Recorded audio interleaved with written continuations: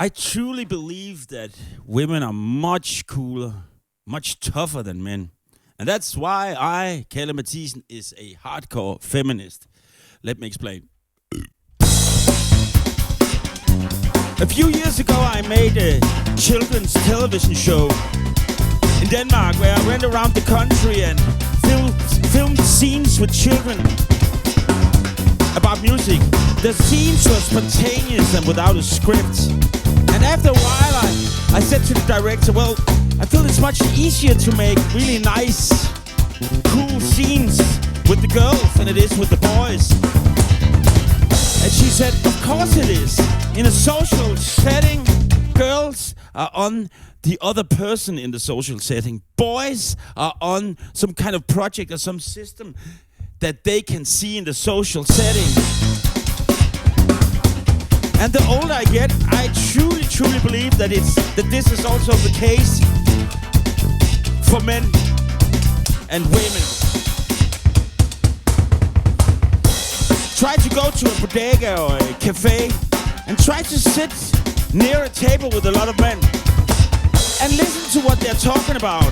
It's construction, car and work projects, women, social and technical systems. If one of the men strays into one's own feelings, I feel kind of depressed. The other men will quickly make fun of him or try to put his feelings into a system. Men have a hard time being with another person who talks about themselves without having to do anything. Preferably,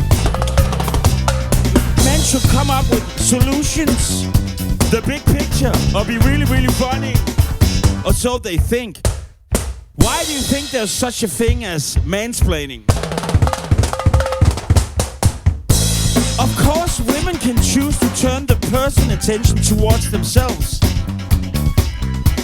And then they become very self-absorbed. But men can do that too. And what happens when women are very self-absorbed? Well, they just become unbearable to listen to. Then you can walk away. You can just walk away. What happens when men become very self-absorbed?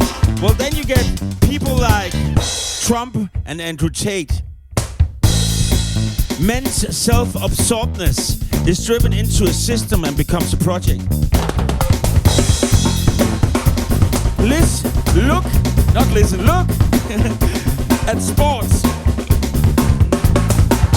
Many men love sports more than they love their wives. If sports were abolished tomorrow, almost all men in the world would commit mass suicides. Sports is such a simple set of rules that men can put their personality into it. And what happens then? Well, in the fan culture, football fan culture, violence and racism thrive because the system, the rules of the game are more important than the individual. When it comes to the relationship with nature, women are also much tougher than men. When you menstruate once a month and maybe have to give birth to a child, well, that builds a certain kind of humility. Because you learn that nature is much stronger than you. Well, men still believe that they can control nature. Okay, stop. Imagine if men had to give birth to children. Well, then we would only have like 4 or 5 children born every year because men would not accept that nature was in charge of the whole childbearing project. And men cannot accept pain that they haven't chosen themselves. Women have the red once a month. Men have the brown 8,000 times a month. We men are so full of shit. So full of shit all the time because we lack humility and are too spoiled. Break it down. I have a female friend who recently came out as a lesbian after a long-term marriage to a man. And I asked her, what happened? And she said, my relationship with him was so horrible, so terrible, that I lost faith in the man as a concept. And that is how I feel about mainstream hip-hop. It's music that is so simple, so banal, with lyrics that are so simple, so meaningless, that I've lost faith in music as a concept.